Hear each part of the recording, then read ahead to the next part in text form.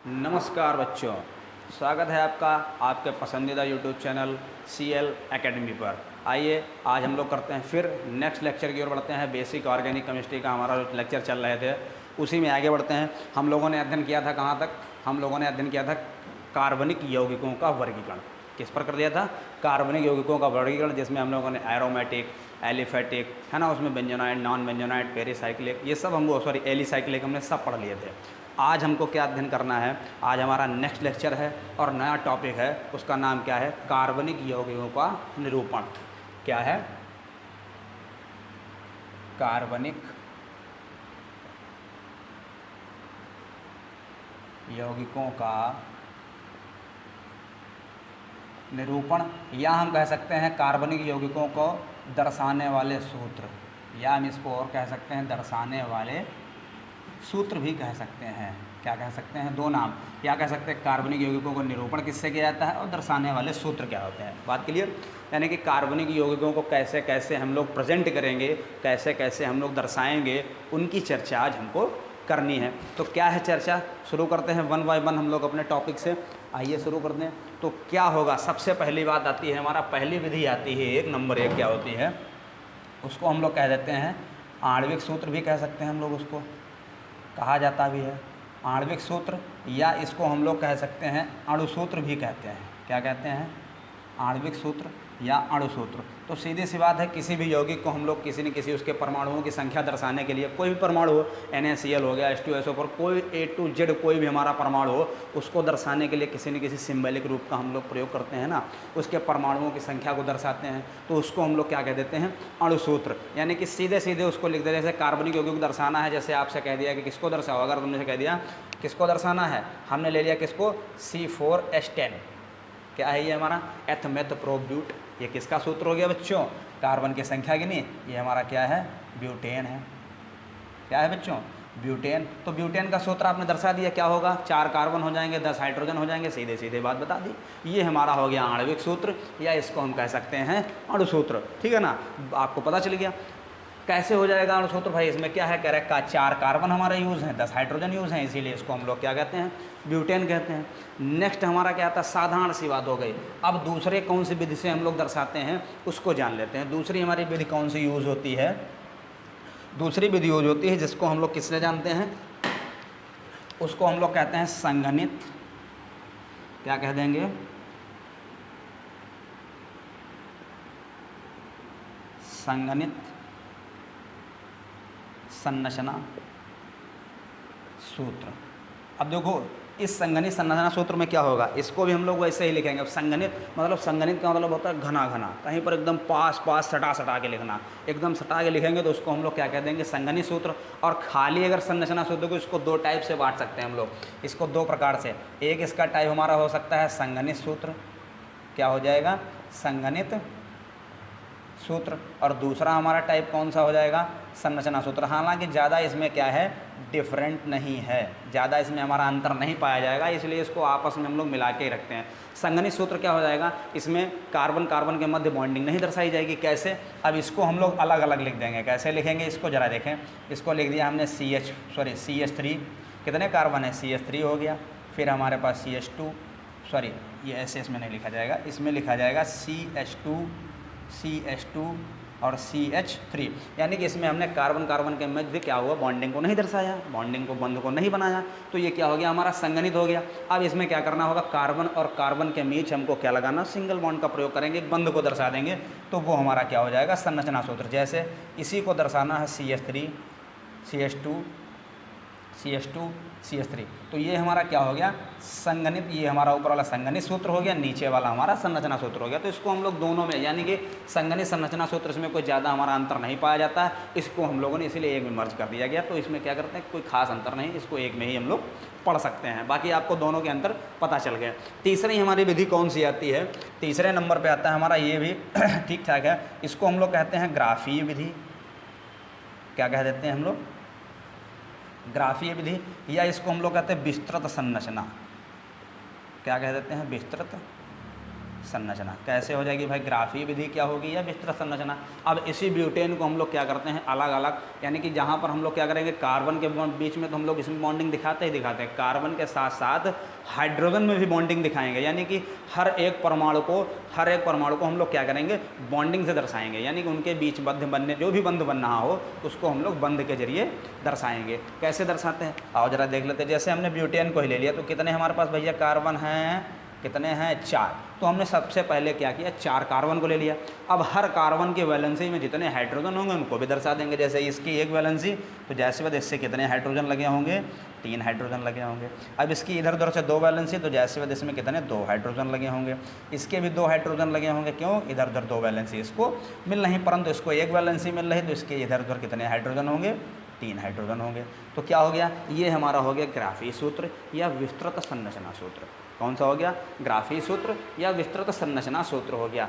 इसके बाद हमारी एक चौथी विधि महत्वपूर्ण आती है, हालांकि इतनी जटिल नहीं है इनको निरूपित करने की विधियाँ। चौथे नंबर पे आती है हमारी कौन सी बच्चा, ये थोड़ी हमारी आधुनिक विधि है। इसको जैसे सभी बच्चों को नहीं भी पता हो सकता है, आधे बहुत से बच्चों को पता ही, हम नहीं कह सकते कि सब बच्चों को नहीं पता, लेकिन पता होगी, कुछ बच्चों को पता होगी कुछ को नहीं। ये हमारी आधुनिक टेक्निक है, आधुनिक विधि है। जैसे इसको हम लोग कहते हैं बंध आरेख सूत्र। क्या कहते हैं बच्चों, बंध आरेख सूत्र। क्या कह देंगे इसको, बंध आरेख सूत्र। तो बंध आरेख सूत्र में क्या होगा, कुछ नहीं, इसमें क्या होगा, ये स्टैंडर्ड विधि यानी कि इसमें हमारा सीधे सीधे लाइनें दर्शा दी जाती हैं और इसमें कार्बन और हाइड्रोजन अपने आप स्वयं बैलेंसी को पूर्ण कर लेते हैं। ये अंडरस्टूड रहता है। कैसे, हमने जैसे मान लो, जैसे आप लोगों ने ये देखा होगा बेंजीन रिंग है ना, ये क्या देखी आपने बेंजीन रिंग। अब बेंजीन रिंग को देखिए हमने क्या कर दिया ऐसे, ठीक, फिर हमने क्या कर दर्शा दिया ऐसे और ऐसे। अब आपको मालूम है यहाँ पर कितने कार्बन प्रयोग हो रहे हैं, कितने हाइड्रोजन प्रयोग हो रहे हैं। हमने कुछ लिखा यहाँ पर, कुछ नहीं लिखा ना। आपको पता है कि कितने कार्बन प्रयोग हो रहे हैं, कितने हाइड्रोजन प्रयोग हो रहे हैं। तो यही हमारा क्या हो जाएगा, बंध आरेख सूत्र। उसी प्रकार एक और एग्जाम्पल देखते हैं। जैसे हमने मान लिया ऐसे बना दिया, ऐसे ऐसे ऐसे। अब क्या होगा, जितने भी मोड़ हैं हमारे, ये हो गया, एक ये हो गया, एक ये हो गया, एक ये हो गया, एक ये हो गया, एक ये हो गया, यानी कि जितने भी हमारे यहाँ पर मोड़ आ रहे हैं वो सब क्या हैं, कार्बन उपस्थित हैं। क्या हो जाएंगे बच्चों, कार्बन उपस्थित। जैसे अगर एक और हम मान लेते हैं कि हमने ऐसे कर दिया, ऐसे कर दिया, ऐसे कर दिया, यानी कि यहाँ पर हमने डबल बॉन्ड कर दिया, यहाँ पर डबल बॉन्ड कर दिया। तो यहाँ पर जो कार्बन, ये कार्बन है, इसके मध्य डबल बॉन्ड है, और यहाँ पर जो कार्बन और कार्बन है इसके मध्य डबल बॉन्ड है। कैसे, देखो इसकी वैलेंसी क्या हो जाएगा, ये सी हो जाएगा, double bond C, single bond C और डबल बॉन्ड सी। अब इनमें क्या करना है, इसके पास कितने हैं, 2 हैं तो इसके पास 2 हाइड्रोजन लगा दीजिए। इसके पास 3 हो गए तो 1 हाइड्रोजन, इसके पास 3 हो गए तो 1 हाइड्रोजन, इसके पास 2 इधर हो गए तो इधर भी आप 2 हाइड्रोजन लगा दीजिए। इस तरह से इसका क्या होगा, सूत्र बन जाएगा। तो ये भी आसान है, इसको भी कर सकते हैं। लेकिन एक और हमारी लास्ट विधि आती है जिसको हम लोग क्या कह देते हैं, त्रिविम विधि। क्या कहते हैं, इसी में से कुछ हटाते हैं, आपको फिर समझाते हैं क्या होती है हमारी त्रिविम विधि। आइए ज़रा उसकी भी चर्चा कर लेते हैं। ऊपर से थोड़ा सा हटाएंगे, ज़्यादा नहीं। कौन सी विधि की बात करते हैं हम लोग, त्रिविम। तो क्या होती है त्रिविम, लास्ट है, महत्वपूर्ण भी है। जब हम लोग ज्यामितीय संरचना वगैरह पढ़ेंगे तो उसमें हमारी ज़्यादा यूज़ होती है। कौन सी है बच्चा, त्रिविमी विधि, ठीक है। और त्रिविम विधि में 2 हमारे वैज्ञानिक हुए हैं। कौन, एक का नाम है जैसे डैश भाई साहब, एक है डैश, और दूसरे हैं हमारे वेज भाई साहब, ठीक। तो इन्होंने अपना मत लगाया। इन्होंने कहा एक आमने सामने के परमाणु होते हैं, एक आमने परमाणु होगा, एक उसके जस्ट पीछे परमाणु होगा 3D आकृतियों में। तो उन्होंने डैश वेज भाई साहब ने बताया कि भैया एक ऐसे करके ऐसे ऐसे फिर ऐसे फिर ऐसे छोटी करते चले जाओ रेखाएं, यानी कि यहाँ से ऐसे कर दो, फिर इसको ऐसे कर दो, फिर इसको इसको इसको ऐसे ऐसे करते चले जाओ। ये इनकी वेज विधि हो गई। इन्होंने कहा बच्चों ये क्या होगा, ये सामने वाला परमाणु होगा। ये कौन सा होगा, सामने वाला परमाणु होगा। ये किसने, वेज भाई साहब ने। तो डैश भाई साहब काहे शांत बैठे, कहें तुमने तो अपनी बात कह ली, लेकिन हम क्यों शांत रहें, तो हम भी कुछ कहेंगे। तो डैश भाई साहब ने कहा नहीं भैया हम भी कुछ दर्शाना चाहते हैं। उन्होंने कहा भैया दर्शाना चाहते हो, तो उन्होंने कहा हम भी एक ऐसे करके दर्शाएँगे, या हम लोग मान लेते हैं इसको, ठीक है। कैसे दर्शाना चाहते थे, ये ऐसे कर दिया, ऐसे कर दिया, और इन्होंने कह दिया ठीक भैया इसको पूरा पूरा क्या करना है, हमको कलर कर देना है। क्या करना है, कलर कर देना है। तो इन्होंने कहा वेज भाई साहब ने ये देखो हमने बना दिया। अब इन्होंने कह दिया क्या तुमने सामने वाले परमाणु के लिए बनाया है, तो हम इसके जस्ट पीछे वाले परमाणु के लिए बना देते हैं। तो इन्होंने कह दिया भैया पीछे वाला परमाणु हमारे अनुसार लगेगा, पीछे वाला परमाणु। डैश भाई साहब ने, वेज भाई साहब ने कहा सामने वाला परमाणु हम लगाएंगे, तो वेज भाई साहब, डैश भाई साहब ने क्या कह दिया, पीछे वाला परमाणु हम लगाएंगे। अब कैसे लगेगा, अब इसके लिए आपको ध्यान रखना पड़ेगा। डैश भी ध्यान रखना, आमने सामने परमाणु किस में होता है, ज्यामितीय संरचना जब हम लोग पढ़ेंगे तो चतुष्फलकी ज्यामिति जब बनेगी, किसमें, चतुष्फलकी। तो चतुष्फलकी में हमको मिलेगा, कैसे होगा, जैसे एग्जाम्पल ले लेते हैं हम लोग CH4। CH4 क्या है, हमारी मीथेन है। क्या होती है बच्चों, मीथेन। तो इसमें एक हमने क्या कर दिया, कार्बन ले लिया। अब कार्बन से एक हमारा ये हो गया हाइड्रोजन, एक हमारा ये हो गया हाइड्रोजन, बाकी हमारे दो दर्शाने वाले, यानी कि इन्होंने कह दिया सामने वाला परमाणु। तो सामने वाला परमाणु इस तरह से ऐसे हम लोग को दर्शा देना है, ठीक। ये हमारा हो गया सामने वाला परमाणु, तो इसको क्या कर देंगे, H, ये हमारा सामने वाला। अब एक हो जाएगा हमारा पीछे वाला, इस तरह से ऐसे करो, ऐसे और ऐसे बना देते हैं इसको, ठीक। तो ये डैश भाई साहब ने क्या कह दिया, ये लो, एक हमारा परमाणु हो गया ये वाला, ठीक। तो इन्होंने ने क्या कर दिया, उल्टा शायद बन गया, सॉरी, इसको ऐसे नहीं बनाएंगे, इसको हम लोग कर देंगे इस प्रकार से, ऐसे, ठीक।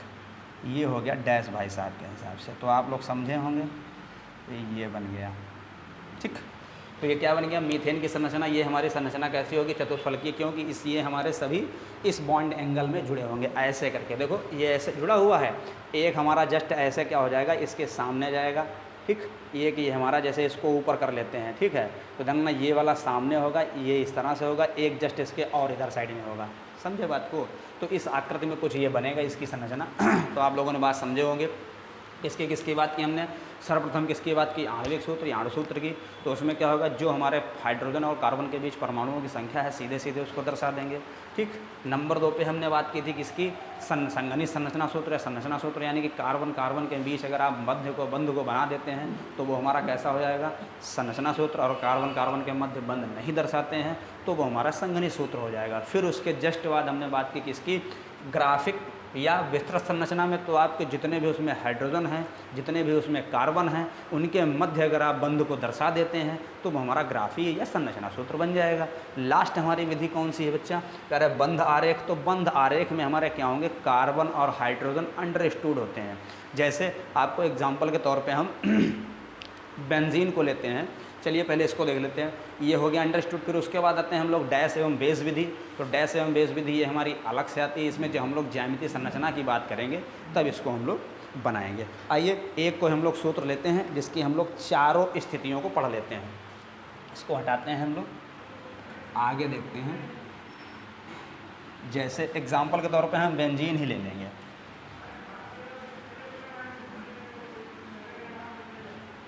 क्या लिया हमने, बेंजीन ले लेते हैं, ठीक है। तो सर्वप्रथम हम लोग किसको लेंगे, बेंजीन ले ली। किसको ले लिया, बेंजीन को। तो सर्वप्रथम हमने बात किसकी की थी, फर्स्ट नंबर पे बात की थी हमने अणुसूत्र की। किसकी, तो बेंजीन का अणुसूत्र हमारा क्या हो जाएगा बच्चों, C6 होता है, H हमारा 6 होता है। C भी 6 होगा, H भी 6 होगा, ठीक है। ये बेंजीन का अणुसूत्र हो गया। जस्ट हमने सेकेंड नंबर पे किसकी बात की थी, सेकेंड हमारा क्या आया था, संरचना सूत्र, ठीक है। संरचना सूत्र में हमने, और इसी में हमने एक दूसरा टाइप आपको बताया था संरचना सूत्र, या इसको हम लोग दूसरा नाम दे सकते हैं क्या, संगणित सूत्र। संरचना सूत्र और संगणित सूत्र। तो इसका हम लोग संरचना सूत्र और संगणित सूत्र कैसे बनाएंगे, आइए बात करते हैं इसके भी। संगणित सूत्र कैसा हो जाएगा हमारा, तो आपको क्या करना है, केवल हमने कहा था कार्बन के मध्य हमको बंध दर्शाना होगा।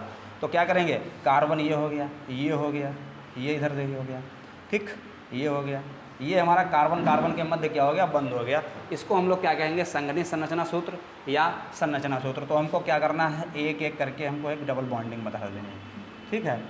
तो ये क्या बन गया हमारा, संगणित संरचना सूत्र। तीसरा हमने क्या बताया था आपको, तीसरे नंबर पे बताया था हमने ग्राफी। कौन सा बताया था,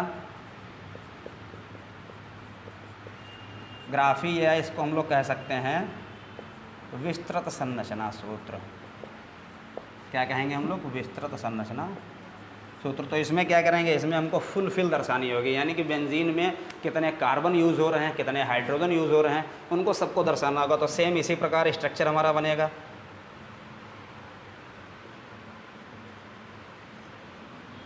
तो क्या करना है देखेंगे। अब हमने मान लिया अगर इसमें हम लोग क्या करते हैं ऐसे बॉन्डिंग का यूज़ कर देते हैं। देखो 2 बॉन्डिंग ये, एक ये हो गया, तो यानी कि इसको क्या चाहिए, एक हाइड्रोजन की आवश्यकता है। वही कंडीशन इसमें होगा, एक ये 2 ये, तो यानी कि एक हाइड्रोजन सॉरी बॉन्ड के जरिए दर्शाएंगे। यहाँ पर भी एक हाइड्रोजन जुड़ जाएगा, यहाँ पर भी आपका एक हाइड्रोजन जुड़ जाएगा, यहाँ पर भी आपका एक हाइड्रोजन, यहाँ पर भी एक हाइड्रोजन, यहाँ पर भी एक और यहाँ पर भी एक। ये हमारा कौन सा बन गया, विस्तृत संरचना सूत्र बन गया। बात समझ में आई। यानी कि जहाँ पर हमारा अणुसूत्र की बात होगी वहाँ पर सीधे सीधे कार्बन और हाइड्रोजन के परमाणुओं की संख्या को दर्शाएंगे। जस्ट उसके बाद अगर हमारे संरचना सूत्र की बात होगी तो केवल कार्बन और कार्बन के मध्य बंधु को दर्शाएंगे। अगर विस्तृत संरचना सूत्र की बात होगी तो वहाँ पर जितने भी हमारे कार्बन हैं, हाइड्रोजन है, जितने भी परमाणुओं का प्रयोग हो रहा है उनके मध्य बंध दर्शाएंगे। आई होप आप लोगों की ये बात हमारी समझ में आई होगी। अगर ये समझ में आई है तो वीडियो को लाइक करें और हमारे चैनल को सब्सक्राइब करें और बढ़िया दबा के शेयर करें।